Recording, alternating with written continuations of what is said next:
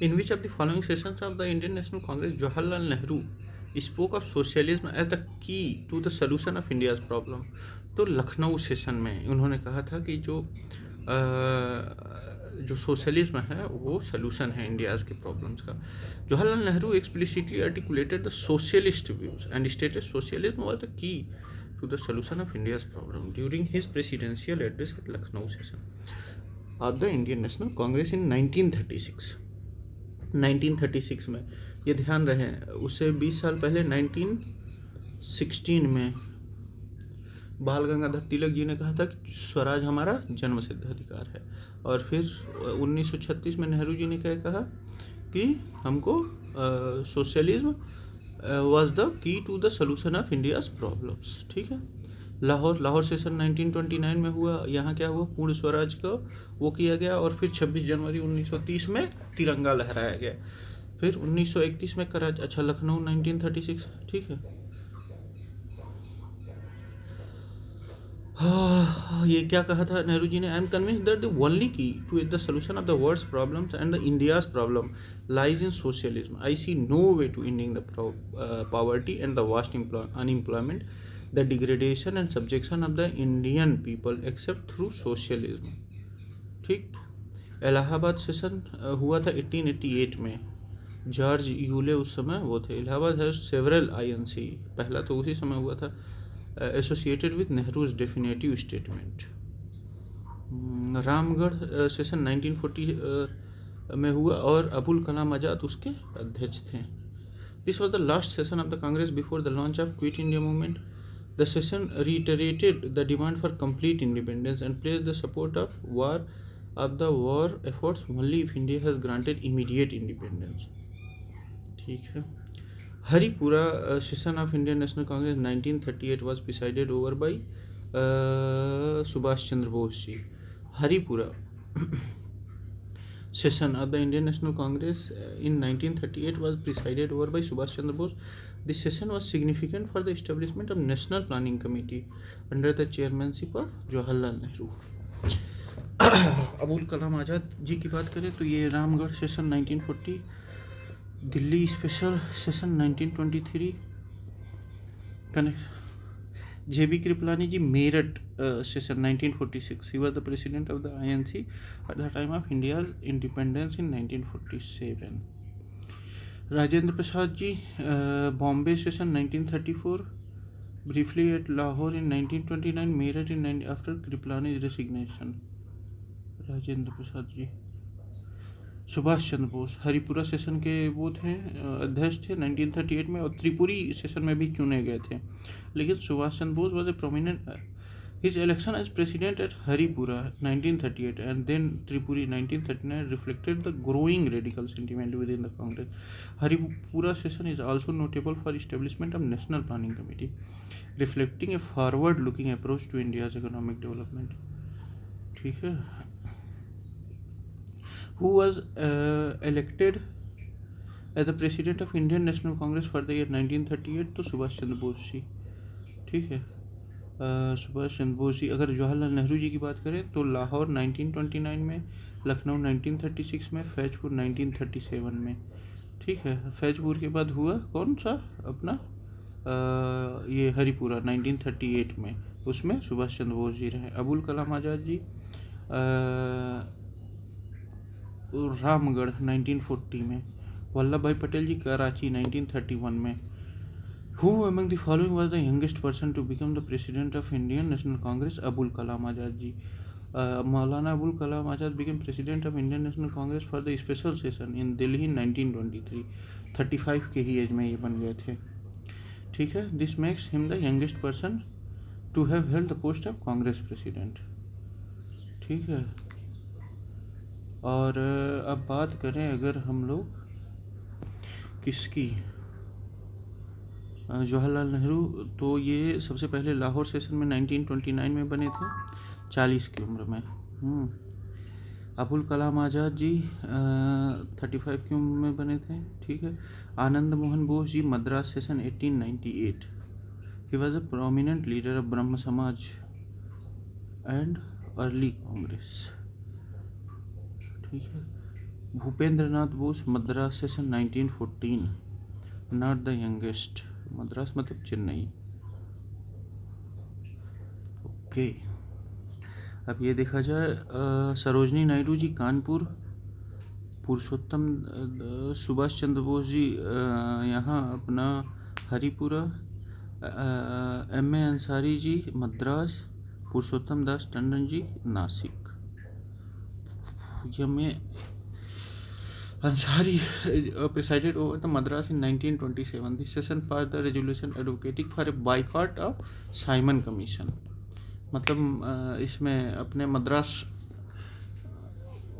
जो वो हुआ उसमें ये फैसला लिया गया कि हम साइमन कमीशन का विरोध करेंगे। Purushottam Das Tandon ji presided over Nashik session in 1950। ये पोस्ट इंडिपेंडेंस सेशन था। Sarojini Naidu ji presided over Kanpur session in 1925। Subhash Chandra Bose ji Haripura session 1938 and Tripuri in 1939। All white Simon commission. अच्छा, Purushottam Das Tandon ji Nashik session 1950, known as Raj Rishi. Purushottam Das ji को राज ऋषि के नाम से जाना जाता था। He was a veteran freedom fighter and a strong proponent of Hindi as national language. Sarojini Naidu जी, अच्छा देखिए, हरिपुरा सेशन के बाद त्रिपुरी में जब टेंशन हुई तो उन्होंने इस्तीफा देके और फॉरवर्ड ब्लॉक बनाया 1939 में। फिर आगे चल के Indian national army during world war second में बनाया। Who among the following was the president of Indian National Congress continuously for 6 years? तो अबुल कलाम आज़ाद जी 1940 से लेके 1946 तक रहे ये। Served as the president of the Indian national Congress for longest continuous term 1940 to 46। ये world war second और quit India movement की वजह से हुआ ऐसा मामला। जवाहरलाल नेहरू जी की बात की जाए तो 3 बार ही बस कंटिन्यूस नहीं रहे, आगे चल के भले रहे हैं। अबुल कलाम आज़ाद जी रामगढ़ 1940, रामगढ़ से लेकर 1946 तक। गोपाल कृष्ण गोखले जी 1905 में बनारस सेशन में ये अध्यक्षता की। दादा भाई नौरोजी ने 1886 कलकत्ता, 1893 लाहौर और 1906 कलकत्ता में वो किया। Okay, president of Indian national Congress at the time of independence was कौन? JB कृपलानी जी थे। Acharya JB Kripalani was the president of INC when India gain independence in 15 August 1947। ये ही was elected as president at the Meerut session in November 1946। ठीक है। अब गांधी जी क्या कर रहे थे उस समय? He was actively working for peace and communal harmony in various part of India like Noakhali during partition. वहाँ दंगे चल रहे थे, उसको संभालने में लगे थे।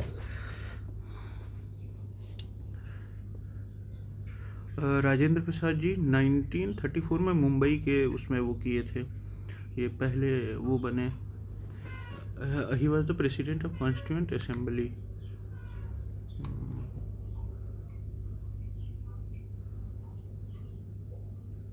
Who was the president of Indian National Congress at the time of partition of India?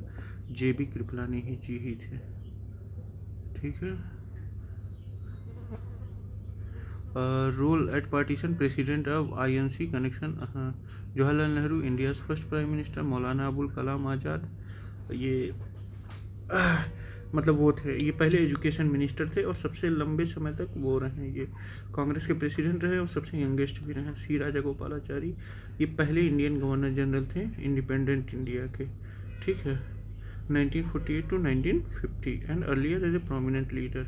He was not the INC president at partition. ठीक है। On which session of Jana Gana मन फर्स्ट संघ?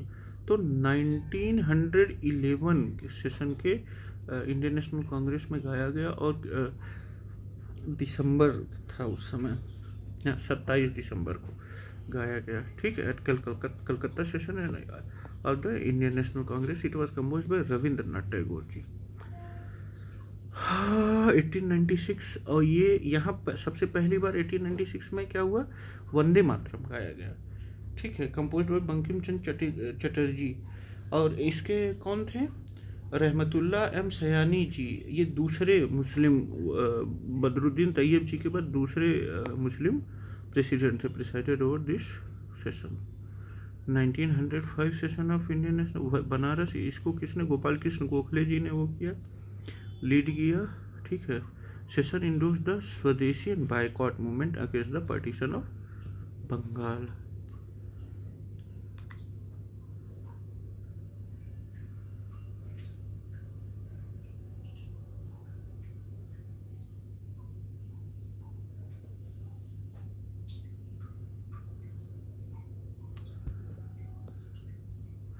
अमृतसर सेशन मोतीलाल नेहरू ने प्रिसाइड किया 1919 में।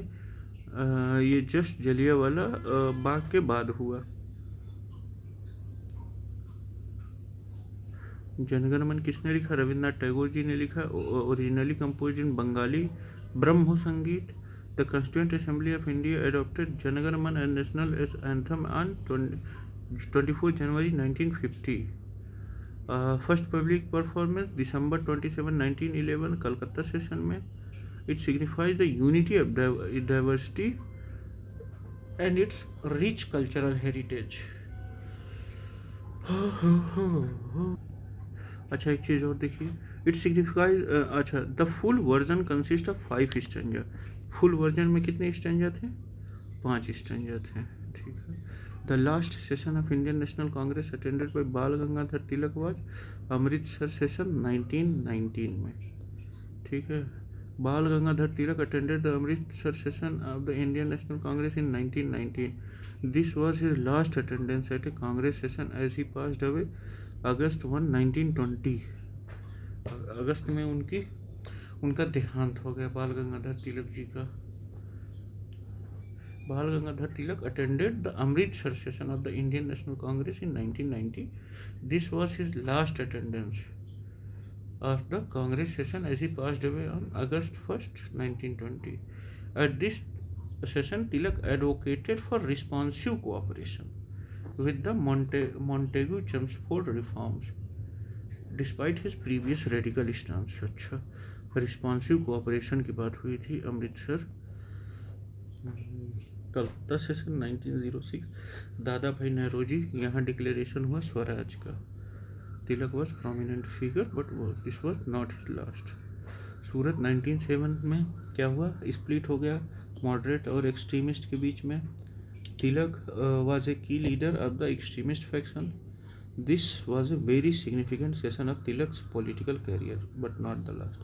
कलकत्ता सेशन 1917 में, Calcutta session Annie Besant ने वो किया, हाँ। Who became the first women president of INC। और ये बहुत इंपॉर्टेंट था होम रूल मूवमेंट के लिए। Tilak was actively involve in politics around this time after his release from Mandalay jail इन 1914। 6 साल के लिए मैंडले जेल में रहे थे।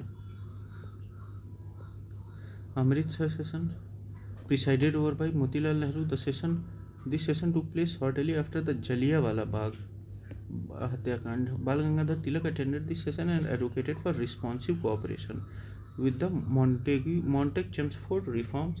He passed away the following year। अगले साल ही उनका देहांत हो गया। निकनेम उनका लोकमान्य था।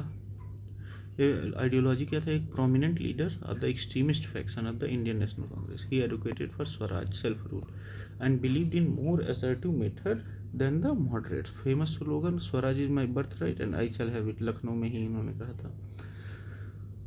2 न्यूज़पेपर्स थे उनके, केसरी मराठी में, मराठा इंग्लिश में।